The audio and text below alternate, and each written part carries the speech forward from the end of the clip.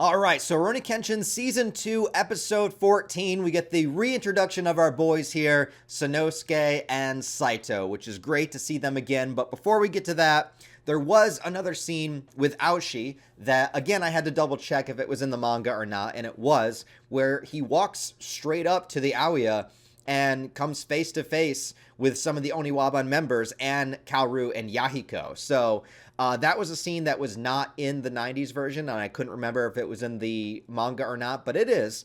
And I love this scene. I love this scene because of Yahiko standing right up to him. There's a lot of times in media, not just manga and anime, but in all sorts of media, where I tend to get easily annoyed by child characters.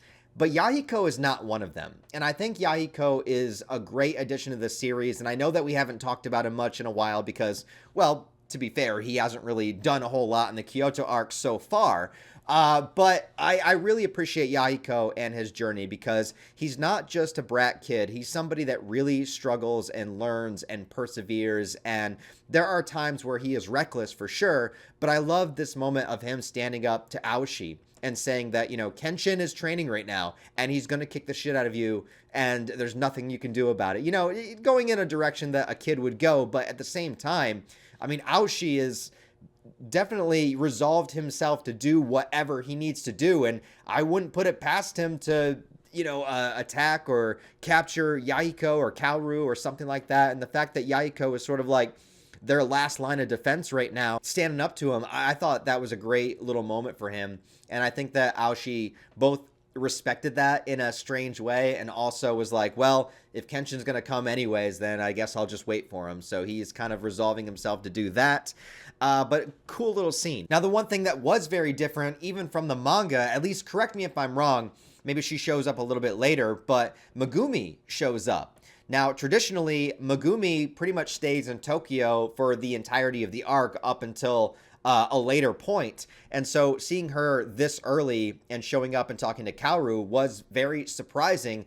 And the fact that they brought her to Kyoto so early in the story, I'm wondering if they have more ideas of something to do with her. Now, the new anime hasn't really been adding a whole lot of stuff. Like, they, add additions to the fight scenes and they might throw a couple extra lines of dialogue here and there, but they have yet to really just add their own stuff, their own filler scenes or their own filler episodes or expanding with character development that's not in the manga. They haven't really done that yet. So bringing Megumi here early just makes me a little bit curious about what direction they're going to go with her. But hey, I love Megumi. I love seeing her. So we'll see where it goes. But yes, the main crux of the episode shows us Saito and Sanosuke have now both arrived in Kyoto, but in a very different way. Saito, of course, in terms of business with his job with the police, and Sanosuke, once he got to Kyoto, he decided to just get himself arrested. That's such a Sanosuke thing to do, and I love it, because in Sanosuke's brain, the way that his Street Fighter mind operates is that, hey, if I get in a brawl and I get arrested, that means I'll go to jail. And if I go to jail, then at some point I'll be in the police station and Saito will show up in the police station. So once I see Saito, he'll lead me to Kenshin, because that's his best lead. Remember, he doesn't know that Yahiko and Kaoru are in Kyoto, and he doesn't know where the Aoya is. He doesn't know any of this stuff. He just wandered there himself. He got lost in the woods, trained with a giant monk, and now he's in prison. So I just think that's such a hilarious, great character moment for Sanosuke, because it's absolutely the way that he would strategize and go about things. I also love the dynamic between these two characters, Saito and Sanosuke, because he goes on this whole spiel about all of that, and then Saito's like, yeah, I have no idea who this dude is, and just walks away. Absolutely hilarious. Also gets to show Saito, Sanosuke's new attack with the Futai no Kiwami, so we have that moment.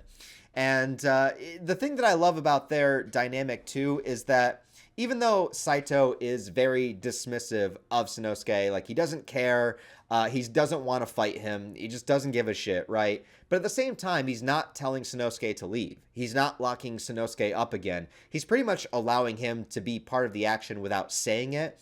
And I think it just goes back to that old school kind of style of, the less said, the better. Like, I don't need to say, like, hey, man, come with me while we go interrogate this guy. He just comes along with him. You know, it's like Saito's just like, all right, so I got to go over here. And Sanosuke follows him, and he just lets it happen. And it's that subtle little unspoken line of respect. As small as that respect may be that Saito has for Sanosuke, it is there because he did allow him to be part of this conversation. So they go to this prison cell that's way more secure than all the others, and we find Cho, the swordsman from the 10 swords that Kenshin defeated, the man that collected all the swords, that had the whip sword and everything, and he's there, and we get a lot of information out of him. I also really like, for a Sanosuke moment, is that Cho says, you know, he's not going to say anything, he'll stay in jail, whatever, and Sanosuke points out, well, yeah, you don't want to get out of jail because if you do, Shishio's going to kill you for giving information to the enemy. And he's absolutely right. Cho is way more safe staying in jail than he is getting let free. So even Saito that was like, you know, I'll cut you a deal if we, you know, you tell us about the enemy's plans, tell us their locations, what they're up to, you know, I can arrange to get you out early. And Cho's like, no, I don't want that. And Sanosuke immediately picks up the reason why. So that was another great character moment for him. And essentially what you discover through the process of this conversation are a couple of really big things. Saito is getting a lot of information out of him. Number one, there were 50 police officers that were slayed by a single man, and we discover who that man is. It is a blind swordsman named Usui, who we learn is pretty much, other than Shishio himself and Sojiro, probably the most powerful member of the 10 Swords, and he has also just arrived in Kyoto. And in doing so, we see an interesting dynamic between him and Shishio, where he basically invades Shishio's hideout, kills a bunch of the guards, and tries to kill Shishio. Well, apparently they made a deal. Long ago, they got into a sword fight, and Shishio won, slicing Usui's eyes, right? But he somehow managed to survive, hone his skills, and now he's that classic blind swordsman archetype, right? So he wants to get revenge on Shishio.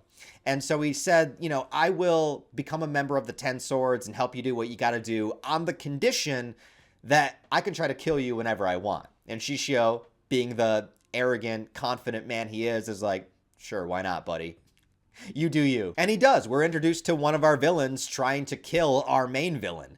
Unsuccessfly, but, you know, you could tell there's that tension there between them, and nobody likes Usui. You know, nobody that works for Shishio, Hoji, Sojiro, especially Yumi, he's just a dick. Nobody wants to be around him. He's killing their guards. He's trying to kill Shishio. He's just this, like, loose cannon that you probably don't want in your group unless you're Shishio, because Shishio is incredibly smart.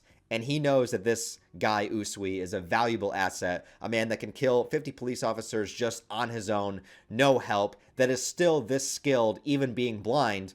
That's somebody that you want on your side. And similarly to how he kind of got, you know, Aoshi on board, even though Aoshi doesn't care about what Shishio is attempting to do, but is trying to utilize Shishio's resources and everything to find Kenshin, Shishio knows how to pick him. You know, he knows how to pick him. He knows the right things to do, the right things to say to make each individual person comply. And this goes beyond just Shishio being a skilled swordsman. Sorry, my phone was going off. This goes beyond just Shishio being a skilled swordsman. It's not just that he's strong. It's not just that he's resilient. He is charismatic. He is smart. He is forward thinking. And worst of all, I forget where this is a quote from, but like, worst of all, patient.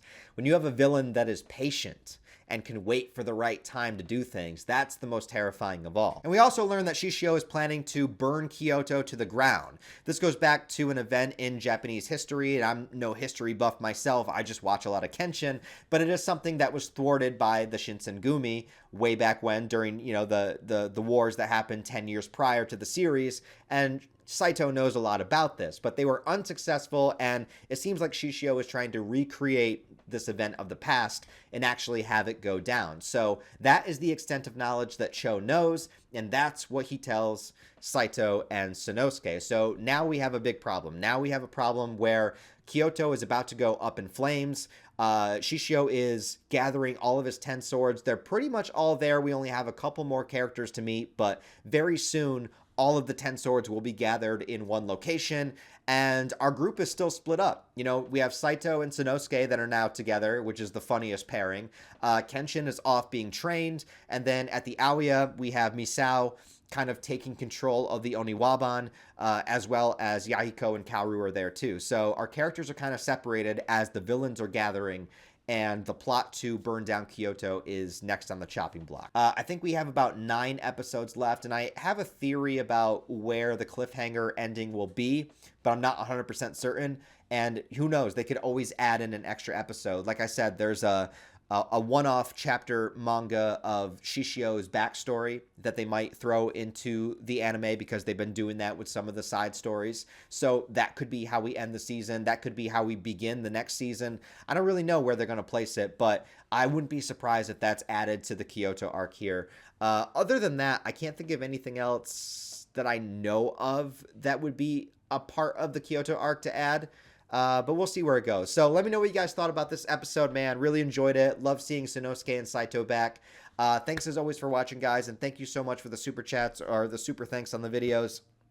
They mean so much to me. They help out a lot. January is just a really, really rough month. I'm not doing too well for the YouTube revenue, so it really helps. I appreciate it very, very much. Thanks for watching, guys, and I'll see you next week.